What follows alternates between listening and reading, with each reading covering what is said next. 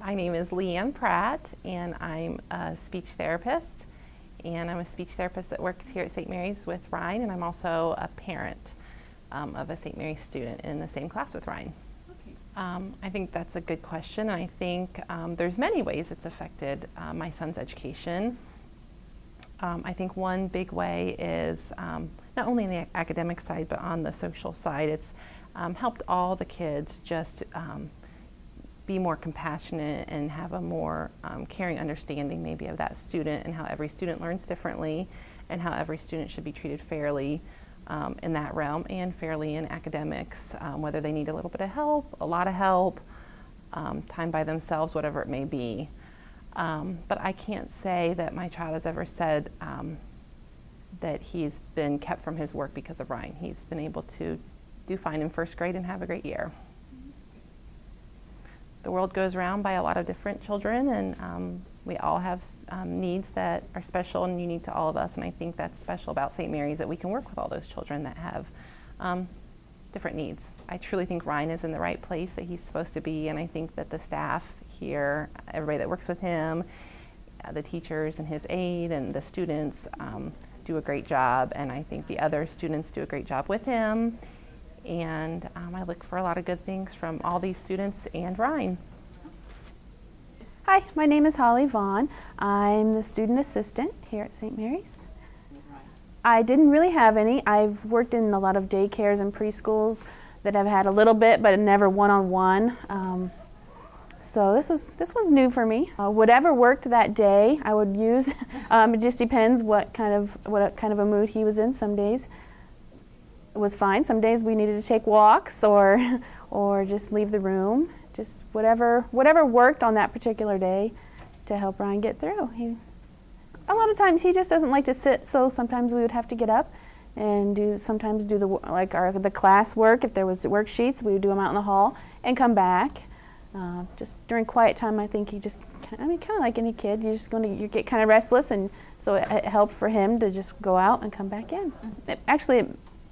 It gives me an appreciation for my own kids. Sometimes I get mad, and I think, oh, but when after I've spent all day with Ryan, and I think, some people just don't have it as, as great. So yeah, love the kid.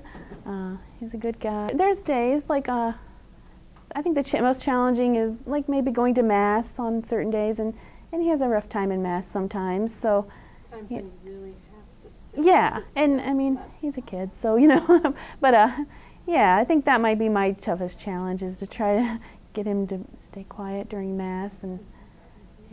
Okay, I'm Amy Williamson. I'm Ryan Williamson's mom. He's a 7-year-old here at St. Mary's. He'll be a 2nd grader. Ryan's diagnosis is technically pervasive developmental disorder, not otherwise specified. So it means that there's a developmental issue, but he doesn't neatly fit into any category at all. So we probably knew there was a problem 12 to 18 months probably. I had him tested through Help Me Grow probably like 17 months, and we started an early intervention at like 18 months. And the early intervention was sufficient. We didn't need a specific diagnosis at that time and everything. He was probably about 4 or 5 when we actually saw a child psychologist and got an official diagnosis, which was kind of a little more important when you start getting into the school ages. Just last year we found out that he has a chromosome disorder.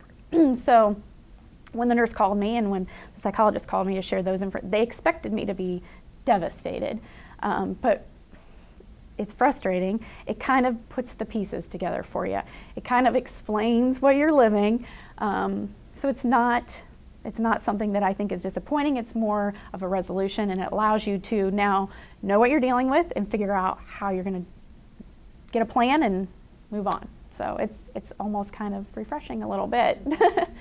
Sometimes I think our house is like no other. It's extremely chaotic, and my teenager complains constantly that he gets away with more than he ever did. Ryan gets away with more than what he ever did. And that's all probably true, but it's probably true for most second kids. So I think as a parent, I have a tendency to make excuses. I think it's hard. You hear a lot of kids with special needs, the parents are always saying, oh, they can't do that. It's really hard not to do that because there are things that are legitimate that he can't accomplish.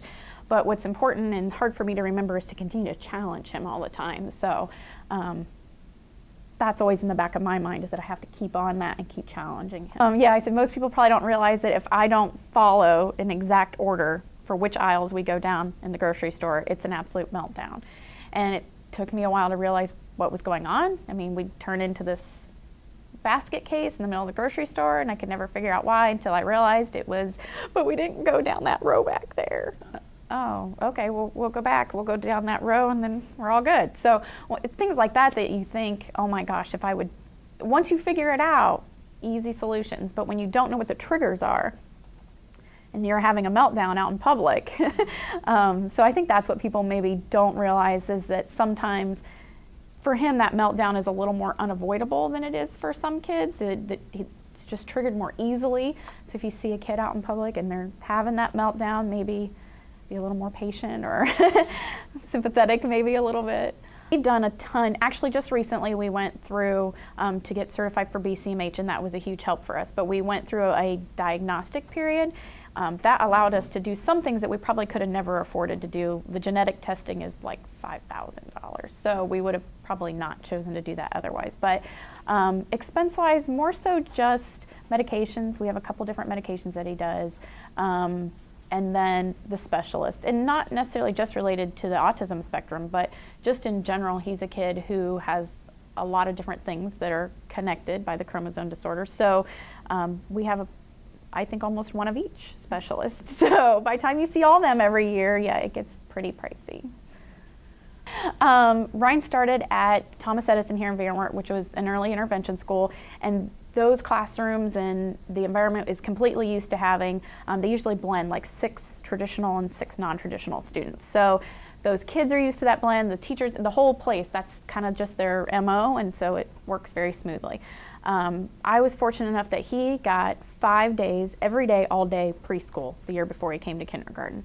So that was their way to do the very best they could to prep him for kindergarten, and that held us through pretty well for kindergarten. I think that he was prepped beyond any other kid being prepped. So kindergarten was, I think he appeared to keep up pretty good, and that got us well through the year. When we got to 1st grade and that had kind of worn off and the pace starts to pick up and the expectation gets a little faster, I think then we started to see the gap come back a little bit to where it was a little harder for him to keep up than in kindergarten, where it seemed like he was holding his own pretty good. The struggles were a little more obvious when we got to 1st grade. So we tried a couple different medications. We got some things in order that way, some things that really helped tone him down as far as being able to sit and focus and pay attention to what's going on in the classroom. That made a huge difference if he could pay attention long enough to figure out what it was he was supposed to be doing. And then by Christmas time, we added an aide into the classroom. So for him, someone to keep him on track, on focus, without distracting the rest of the class, without allowing the teacher to be able to do her job and not have to spend so much time keeping Ryan where he needed to be. So the small class size is huge. His class next year will have 12, 13, whatever it's going to be. So that's huge. I know Wert just got the new elementary. I've heard people say their classrooms are going to have 28, 29. I mean, they're just enormous. St. Mary's has become a certified provider for the autism scholarship.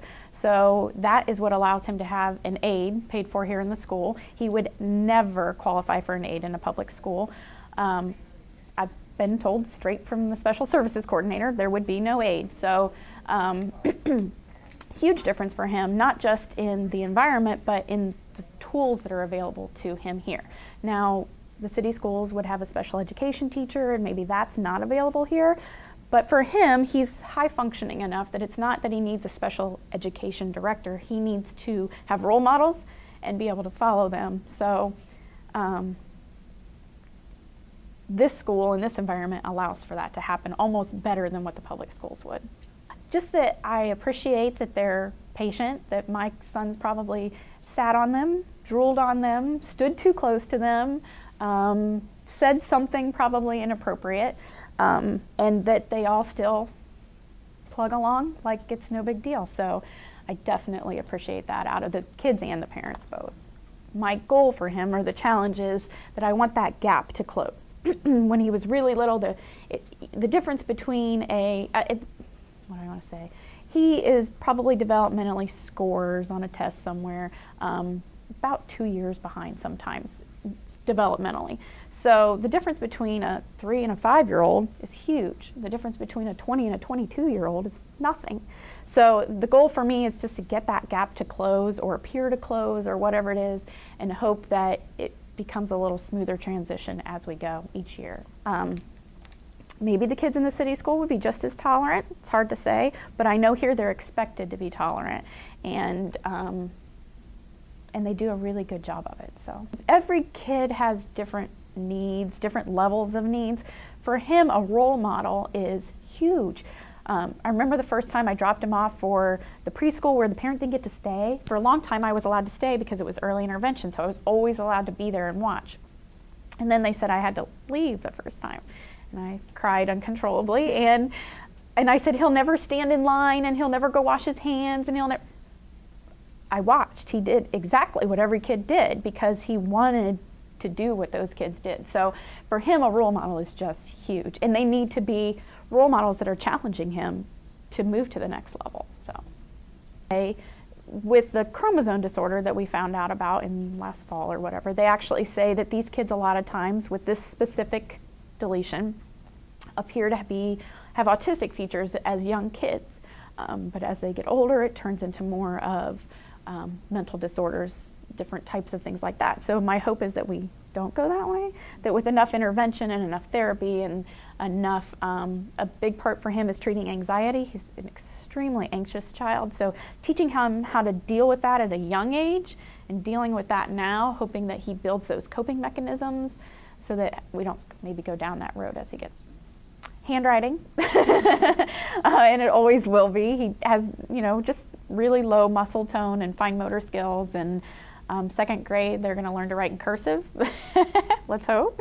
So I think that will always be a challenge for him. That'll be the hardest thing, but the good news is we live in a decade where handwriting's not quite as important. He has a typing goal on his IEP, and there's a lot of things and adaptations or adjustments or whatever you want to say that the school does for him, which is awesome, and it allows him to keep up with the class. It doesn't slow him down to have to write because he can type things. So the good news is that hopefully that's a little less important. A genetic specialist about that the other day, and he said you need to challenge what you can challenge, and if it means you can expect the normal typical level of work but maybe less of it, great. If it needs to be adapted a little bit, then to do that, but to try and continue to push him as much as you can to reach those same standards. I count a lot on his therapist to be able to guide me. I mean, you're just feeling your way through it unless you happen to have another child that's in the same situation or you've lived through it before. Those therapists help. His OT has 90 kids on her caseload, so she has tried different things with different kids of different ages. And they really are the ones, I mean, she's the one who put the typing goal into his IEP. When we struggled at the beginning of first grade, she suggested drawing boxes for each letter.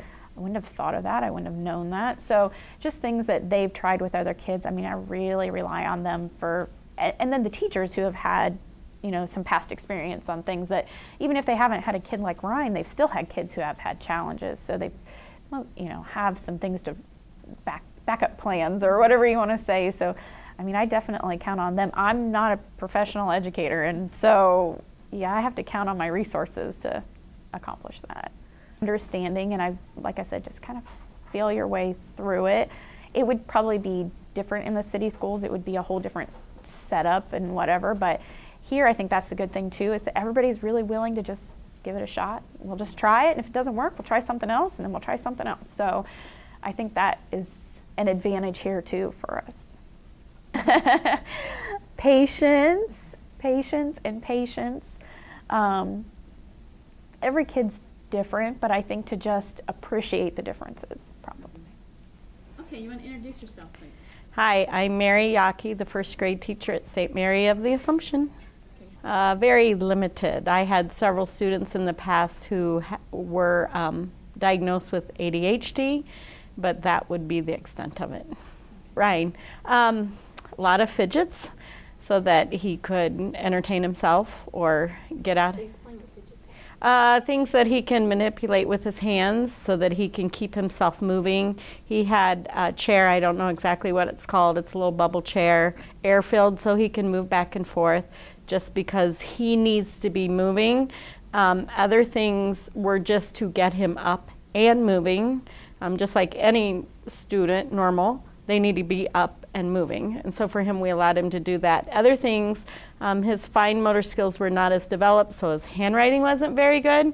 So we allowed him to do some of his work on the computer, typing, after he tried the handwritten portion so that he could have his work published like the other students, because he wanted to turn in work just like they did. Okay. I wanted to run for the hills. I will tell you, I'm glad that the parents had great faith in me. I didn't have it in myself. And in fact, the first day, I wasn't quite sure how I was going to do it. I had requested not to have an aide in the room for the first 2 weeks of school so that Ryan would know that I was his teacher, because in kindergarten, he was with the aide the whole time. And I don't feel that he really got to know the kindergarten teacher. And I wanted that experience. I wanted him to know I was the teacher. And I was a little nervous about that. I knew he was going to need help, but I didn't know how much. But Father at our opening Mass had commented about how blessed we are with children. And just like crying babies in church, they don't cry on purpose. They aren't doing it because they want to be disruptive. They don't know any better. And I really looked at Ryan in that aspect that God created him this way for a reason, and it wasn't mine to question why, but to know that he wasn't acting out because he wanted to act out. That was just part of his personality, and I needed to accept him for who he was and take him to where he needed to be, which was to grow. But I don't think if Father had had that opening message, I'm not sure I would have caught on so quickly. Say that I changed because Ryan was in the room. Ryan's parents wanted him to be treated like a normal first grader. They wanted him to do the same kind of things everyone else was doing. So I didn't want to babyfy or downplay or water things down for him because he was different. Their expectation was they wanted him to perform. He may not do as much quantity, but we still wanted him to reach the same educational goals of any first grader. So I can't say that I really changed the way I teach. I lessened what he did, but still had expectations for him.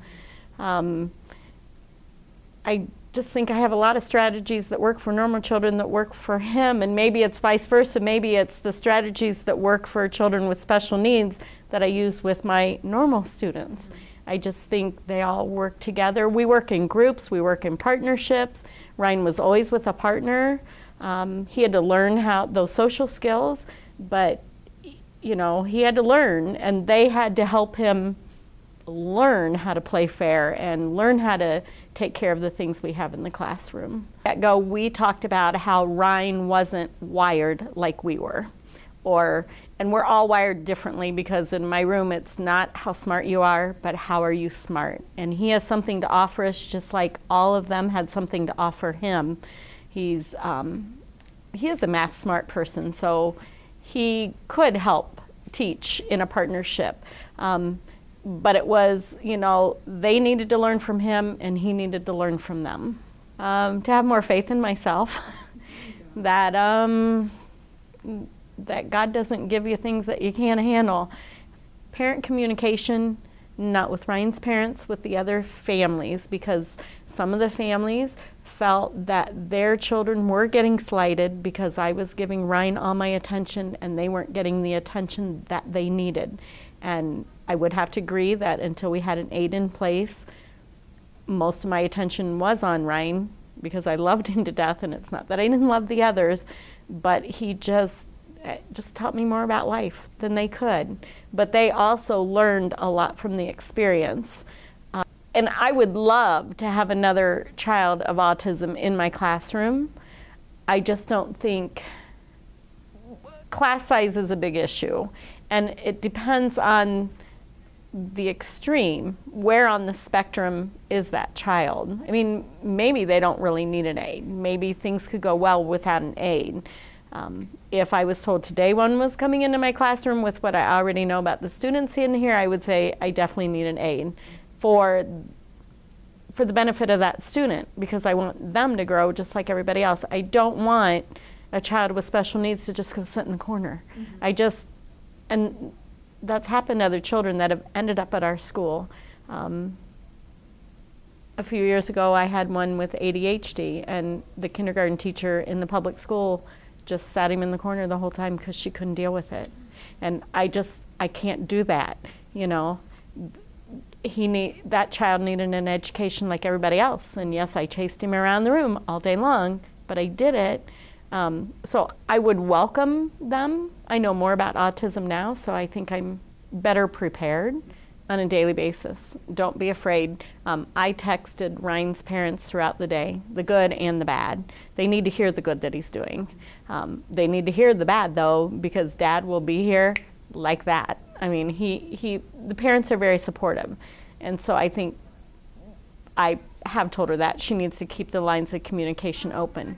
The other advice is just to use Holly as much as possible. You know, don't be afraid to just say, Holly, take him and go, because Holly will just, she's very talented. I don't think she's very humble about it. She's very, very talented. Could you introduce yourself? Yes, I'm Dave Matthew, the principal at St. Mary's School here in Van Wert, Ohio. Ryan came to us as a kindergarten student. His parents had, first of all, contacted us to see if we would be willing to accept him, which we did, and we made it through the kindergarten year, and it was decided to move him, that he had achieved enough of the skills that he could come on into the first grade. It was with some concern and some trepidation that we did that, but we did decide that we would try it here in the first grade. And then as the year progressed, you know, the situation continued to change, as you would expect with something like this. We had heard about the Autism Scholarship Program through meetings at the diocese, and began with the help of Kathy Conroy and Marsha Rivas that we were able to pursue this just a bit further. At the beginning of the last school year, when he was in first grade, we did not have a specific aid for Ryan. And as the year progressed, up into November, December, he was becoming more and more of a disruption for the other students, and there was beginning to be more concern. I didn't hear it so much from the parents, but from the staff that was this the right place for Ryan? Were we able to actually provide the services that Ryan needed? It was decided that the only way that he could be here is if he would have his own aide as a private guardian angel, so to speak, to kind of help Ryan through those moments when he would be in this first grade classroom, but also in the other classrooms, the art and the music and things such as that. At a meeting in late November or early December with the intervention specialists from the public schools as they were reviewing IEPs and things like that, it was their opinion that this would be the very best place for Ryan, that much better than what it would be in the public school. In fact, the intervention specialists from the city schools made the comment that if she had a child in the same situation, that this is where she would want her child to be, which sounded good, but still we needed to work out the logistics of being able to make it happen. So decision to hire to keep Ryan here was made. It was not an easy decision. It wasn't necessarily a popular decision, but and I made the decision one night when, after talking to some parents of other students and a couple other people, and they convinced me that I had to make this decision based on what I thought was best for Ryan and what I thought was best for the school. And so we decided to go on with the project, seeing where it could lead us. Then, of course, we needed to find an aide that was going to be willing to do this under these circumstances. And I recall it was the day before our Christmas break when I had set my timeline that we needed to have the aide in place before we left for our Christmas break. And I still vividly remember it was that afternoon after school. We had no aide in place yet at that time. However, with about 15-20 minutes after that time, I had a call again from the intervention specialist with the city schools, and just wanting to check the situation. And I said none of those leads had worked out. We did not have an aide. She gave me the names of a couple other individuals. I made a phone call, and we had a lady who said that she would be willing to be here the day we returned from Christmas break and to try to work in this position.